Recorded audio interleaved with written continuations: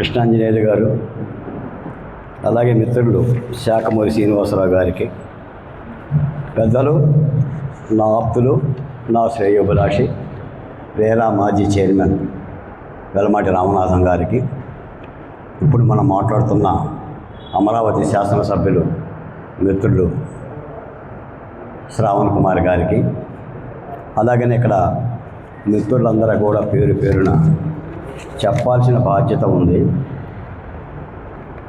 పిల్లి మాణిక్యాలరావు గారికి, అలాగనే వరదాదేవి గారికి,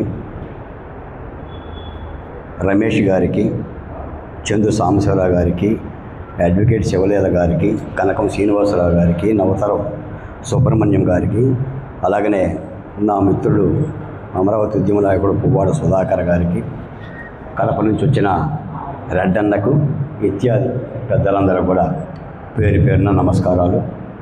సమయాభావం చాలా తక్కువ ఉంది కాబట్టి ఇంత మాట్లాడదాం అనుకున్నాను, కానీ ఇంతే మాట్లాడతాను.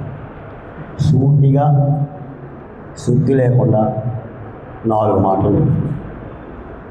మొదట, అమరావతి రాజధాని పనులలో వేగం కానీ, పారదర్శకత కానీ, ఆవశ్యకత కానీ ఇలాంటి అంశాలని ఎత్తి చూపి ప్రభుత్వ దృష్టికి తీసుకెళ్దామనుకున్న ఈ బీ టేబుల్ యొక్క ఆలోచనకే ధన్యవాదాలు. ఇలాంటి ఆలోచనలు అవసరం. ఎవరో ఒకరు చేస్తారు, వాళ్ళు చేసుకుంటూ పోతారు, మనం చూసుకుంటూ ఉందామనే సమాజం ఎక్కడున్నా కూడా ఆ ప్రాంతం వికసించదు. 2, అంటే రావణ వధ జరిగిన తర్వాత, రాముడు పట్టాభిషేకం జరిగిన తర్వాత, పట్టాభిషిక్తుడైన రామచంద్రుడు ఆ రాజ్యాన్ని ఎలా పాలించాలనేది ప్రశ్న. రాముడికి తెలియదు తాను లేని రాజ్యం ఎంత నాశనం అయ్యిందో. అలాగే మానసపుత్రికైనా ముఖ్యమంత్రి చంద్రబాబు నాయుడు గారికి అమరావతి సూచించాల్సిన ధర్మం, సూచనలు చెప్పాల్సిన బాధ్యత పౌర సమాజం మీదే ఉంది. 3, నిజానికి ఈ సమావేశం ఇలా జరగకూడదు. మీరందరూ రాజధానిలో ఉన్న వ్యక్తులు, రాజధానిలో భాగస్వాములు. రాజధానిలోనే ఈ సమావేశం ఇలా జరిగితే ఎలా? మనకే ఇన్ని ప్రశ్నలు ఉంటే మావిగాని రాజధాని వాళ్ళకి ఎన్ని ప్రశ్నలు ఉంటాయి? ఈ రోజున ఒక యుద్ధం చేశాం, 3 రాజధానులతో యుద్ధం చేశాం, కానీ మారీచుకులు పోలేదే. ఈ ప్రాంతంలోనే ఉన్నారే, మావిగాని తెస్తామంటున్నారే, మేము వస్తే అంత చూస్తామంటున్నారే, తిరిగి భూములు ఇచ్చేస్తామంటున్నారే. మరి వాటికి సమాధానం మళ్ళీ 2వ యుద్ధం జరగాలి. నిజానికి నా మాట కృష్ణాంజనేయులు గారు, నేను అమరావతి గురించి, అంటే అమరావతి పురుడు పోసుకుంటే పుట్టిన బాలకోటయ్య, నా తల్లి గురించి ఎంత ఆలోచిస్తానో అన్ని ఆలోచనలు చేస్తూ ఉంటుంటాను. నాకు సహకారం లేకో సహాయం లేకో నేను నిర్లిప్తంగా ఉంటే ఉండవచ్చు, కానీ ఈ రాజధాని అమరావతి విద్య మీద రాసిన ఈ పుస్తకం నేను నా అమరావతి రణం రక్తం రాజసం, దీనిని 2 ఏళ్ళైనా కూడా రాష్ట్ర వ్యాప్తంగా లైబ్రరీకి తీసుకెళ్ళలేకపోయాం. అమెరికా తీసుకెళ్ళా, 13,000 కిలోమీటర్ల ప్రయాణం చేసి తానా మహాసభల్లో అమెరికా తీసుకెళ్ళా. చికాగో యలమంచి ప్రసాద్ గారు, కాలిఫోర్నియా శ్యామ్ ప్రసాద్ గారు లాంటి వాళ్ళ సహకారంతో, లేదా రామనాథం గారు లాంటి దీవెనలతో, కానీ రాష్ట్రంలో లైబ్రరీకి తీసుకెళ్ళలేకపోయా. నా రాజధాని గురించి, ఒక యుద్ధం గురించి. 2వ మాట, అసలు అమరావతిలో ప్రజల ఫిర్యాదులు సలహాలు స్వీకరించడానికి ఒక సెల్ ఎందుకు పెట్టకూడదు? పెట్టాలి కదా. కడపోడు వచ్చినా, ఉత్తరాంధ్రోడు వచ్చినా, రాయలసీమలో మేధావుల సలహాల కోసం ఒక సెల్ పెట్టండి. త్రిసభ్య కమిటీ పని చేస్తుంది, ముఖ్యమంత్రి పని చేస్తాడు. ఇది ఒక రౌండ్ టేబుల్ మీటింగ్తో అయ్యే పని కాదు కదా. ఇలాంటి మీటింగులు ఈ ప్రాంతంలో పెట్టుకొని మనం సేవ్ చేసుకుంటే సరిపోదు కదా. ఉత్తరాంధ్రలో పెట్టాలి, రాయలసీమలో పెట్టాలి, అక్కడ మేధావులను అడగాలి.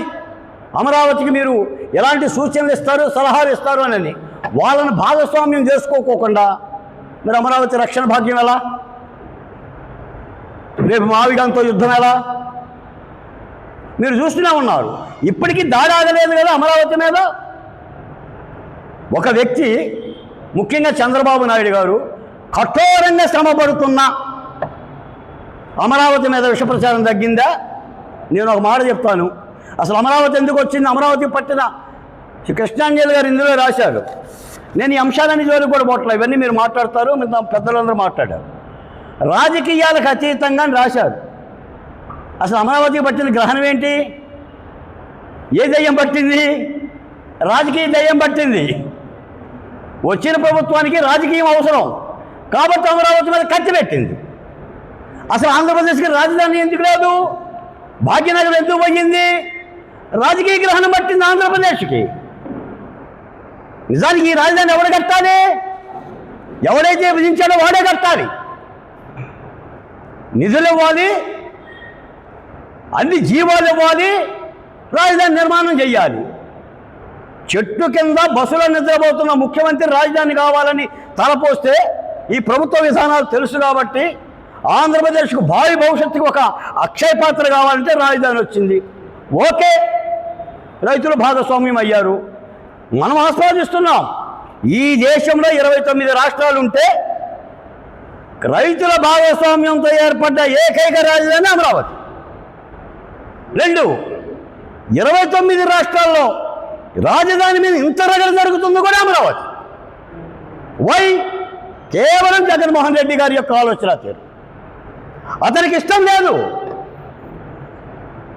శ్రీబాగు ఒడంబడిక వరకు వెళ్ళాడు ఆయన. వాట్ ఈస్ ద శ్రీబాగు ఒడంబడిక? 4 డేరాలు. 4 డేరాలు నచ్చినాయి తప్ప కృష్ణానది ఫ్రంట్ బోర్లో ఉన్న అమరావతి నచ్చలా. ఎవడు చేశాడు శ్రీబాగుకి చట్టం? ఎవడు చేయలా. ఒక ఇంట్లో కూర్చొని పెద్ద మనుషులు ఒప్పందం చేసుకున్నాడు ఆనాడు. దాన్ని కూడా అసెంబ్లీలో మాట్లాడాడు. మీకు ఇంకో మాట కూడా చెప్తున్నా, రామనాథం గారు, అసలు జగన్మోహన్ రెడ్డి గారికి రాజధాని రాయలసీమ తీసుకెళ్లాలనే కోరిక. ఈ మధ్య ఆ మాట కూడా అన్నాడు. రాజ్యాంగంలో రాజధాని లేదు, కేంద్ర ప్రభుత్వం గజెట్ నోటిఫికేషన్ ఇచ్చినా కూడా మార్చేస్తానని మాట్లాడుతుంటే ఒక పాలకుడు, ఒక ప్రభుత్వం. ఇక ఈ రాజధాని రక్షణ భాగ్యాన్ని ఎవరు కాపాడాలి? ముఖ్యమంత్రి గారు కాపాడాలా? ఈ ప్రాంత ప్రజలే కాపాడాలి. మొన్న ఎవరు కాపాడారు? ఎవరు కాపాడారు చెప్పండి? మొన్న ప్రజా రాజధాని అమరావతిని ఎవరు కాపాడారు? అమరావతికి భూములు ఇచ్చిన రైతులు మాత్రమే కాపాడారు. ఎస్, నేను మళ్ళీ ఈ పార్టీల మద్దతుని ఇచ్చినా, ఎంతమంది మేధావులు వెళ్ళినా, అలిసినా, సొలిసినా, అలమటించినా, చావులు వచ్చినా ఆ 28,881 మంది రైతులు ఉద్యోగం చేస్తేనే రాజధాని కాపాడబడింది కాదా? మరి అలాంటి వాళ్ళ సూచనలు కూడా ఇవ్వాలి. చాలా అంశాలు ఉంటాయి. మీకు లాస్ట్ మాట చెప్తున్నా, అసలు అమరావతి అంటే ఎప్పుడు పూర్తి చేస్తారు? 2 ఏళ్ళకి అవుతుందా? డిసెంబర్లో అవుతుందా? ఏప్రిల్లో అవుతుందా? ఏంటి గోళ? ఏంటి సార్ ఈ గోళ? అది అభివృద్ధి ప్రక్రియ. మీకు రాజధాని అంటే ఏంటి? 4 విభాగాలు. 1 అసెంబ్లీ, 2 సచివాలయం, 3 హైకోర్టు, 4 ప్రధాన హెచ్ఓడి కార్యాలయాలు ఆల్రెడీ ఉన్నాయి. లేవా? పరిపాలన నాడు 2 ఏళ్ళు చంద్రబాబు నాయుడు పాలించారు కదా, 5 ఏళ్ళు జగన్మోహన్ రెడ్డి గారు పాలించారు కదా, ఈరోజు 2 ఏళ్ళు పరిపాలిస్తున్నారు కదా. ఇంకెక్కడిది రాజధాని అన్నా? ఏం కావాలి? ఇప్పుడు జరుగుతున్నది రాజధానిలో అభివృద్ధి కోణం. ఇది ఈ రోజుకు పూర్తి కాదు. ఎలా పూర్తి అవుతుంది అంటున్నాను నేను. అదొక నిరంతరాయ ప్రక్రియ. పోలవరం ఎప్పుడు పూర్తవుతుంది? పట్టిసీమ ఎన్నాటికి అయింది? టైం బాండ్ పెట్టుకుని ఎలా అవుతుంది? ప్రజలు ఆస్వాదించాలి. భాగ్యనగరం ఎప్పుడైంది? ఎప్పుడైంది చెప్పండి? నేను గత 15 ఏళ్ల క్రితం ఆ వార్తలు పనిచేస్తున్నప్పుడు భాగ్యనగరంలో ఏముంది చెప్పండి? భాగ్యనగరం చూడాలంటే గోల్కొండ, ఉస్మానియా, ఇంకా ఏముంది చెప్పండి? చార్మినార్, చౌరస్తా. ఇప్పుడు భాగ్యనగరం అది అందిపుచ్చుకుంటుంది ఒక అభివృద్ధి కోణం. తల్లి బిడ్డకి 9 నెలలు నిండితేనే ప్రసంగిస్తుంది. ఆ ఘడియ వస్తుంది. అమరావతిని కూడా చంద్రబాబు నాయుడు గారు ఒక దేదీప్యమానం అక్షయ పాత్రగా ఒక నిర్మాణం చేస్తున్నారు. ప్రజలు వస్తారు. ప్రజలు రాకుండా ఎక్కడ ఉంటారు? ఆల్రెడీ 28,801 మంది రైతులు భూములు ఇచ్చిన వాళ్ళకి ప్రాజెక్ట్ ఇచ్చామా అంటే 30,000 మంది రైతులు ఉన్నారా? 30 ఇంటూ కుటుంబానికి 3 వేసుకున్నా 1,00,000 మంది జనాభా అక్కడ ఉన్నారా? ఇంకా జనం లేదంటారేంటి సార్? లారీలు తెస్తారా ఏంటి? లారీలు తెస్తారు. అసలు ముందు అమరావతిని 3 ప్రాంతాల ప్రజలు మనము స్వాతంత్రం చేసుకోవాలి. రామనాథం గారు ఒక అవకాశం వచ్చింది నాకు చెప్పడానికి. నేను నా అమరావతి, అదే పుస్తకం లాగానే నేను నా ఆంధ్రప్రదేశ్. అసలు ఆంధ్రప్రదేశ్లో స్వాతంత్రం చేయాలి 3 ప్రాంతాల ప్రజలనే. ఇంకా మిత్రుడు చెప్పారు, capital is not another part, ఇంకా పార్ట్ ఆఫ్ ఏపీ. అది నీ శరీరంలో భాగం, నీ దేహంలో భాగం. దాన్ని తలగా భావిస్తావా, గుండెగా భావిస్తావా, హృదయంగా భావిస్తావా? దాన్ని విడదీసి చూస్తున్నారు. అసలు ఈ భావం పోవాలి. ఈ భావం పోనంత వరకు అమరావతికి రక్షణ ఉండదు. అసలు అమరావతిని రక్షించుకోండి. ఇప్పుడు సినిమా హాలు కూడా అవసరం లేదు అమరావతిలో. దేనికి సినిమా హాలు? తుళ్ళూరు నుంచి విజయవాడ బాగాలేదా చూసేవాడు? ఆ ప్రధానమైన రహదారులు ఉంటే చాలు. భూమినిచ్చిన రైతుల ప్లాట్లు అభివృద్ధి చేయకపోయినా వెయిట్ చేస్తున్నారు. నిజానికి వాళ్ళని ముందు చేయాలి, వాళ్ళని చేసిన తర్వాతే నిర్మాణ పనులు చేయాలి. కానీ అన్ని చంద్రబాబు నాయుడు గారు చేస్తున్నా, నేను సూచనలు వద్దంటున్నా, నేను సలహాలే వద్దనంటున్నా. ఎన్ని డౌట్, ఎన్ని సలహా స్వీకరించడానికి ప్రభుత్వం సిద్ధంగానే ఉంది. ఉండాలి. అది శ్రావణ్ కుమార్ గారు ఉండాలి, రామనాథం గారు ఉండాలి, నేను ఉండాలి, అందరం ఉండాలి. ఒక సెల్ ఏర్పాటు చేయండి ఫిర్యాదులకి. ఇదే సభలో కృష్ణాంజలి గారు ఏమైనా అవకాశం ఉంటే రామనాథం గారు లాంటి వాళ్ళ పెద్దల ఆశీస్సులు తీసుకొని మీరు 3 ప్రాంతాల్లో పెట్టాలి. అది ప్రజలకి కనెక్టివిటీ అవ్వాలి. లేకపోతే ఎప్పటికైనా ప్రమాదమే సార్ మావిగాని అంటే కళ్ళమంటి నెత్తురు వస్తుందండి. ఈ ప్రాంత మాజీ ఎమ్మెల్యేలు నేను వస్తే భూములు ఇచ్చేస్తాను అని అంటుంటే మీరు యాప్ పెట్టనురా రప్ప అంటుంటే ఏంటి సార్? చంద్రబాబు నాయుడు గారు ఎంతవరకు కాపాడతారు? ప్రజాస్వామ్యంలో ఒక నిర్ణయం చేసిన తర్వాత కూడా 3 రాజ్యాలు వెనక్కి తీసుకోకుండా మావిగాని అంటున్నారంటే అలాంటి పాలకులు ఉన్న చోట, అలాంటి తాసుపాములు కట్టపాములు తిరిగే చోట రైతు ఎంత జాగ్రత్తగా ఉండాలో చెప్పండి?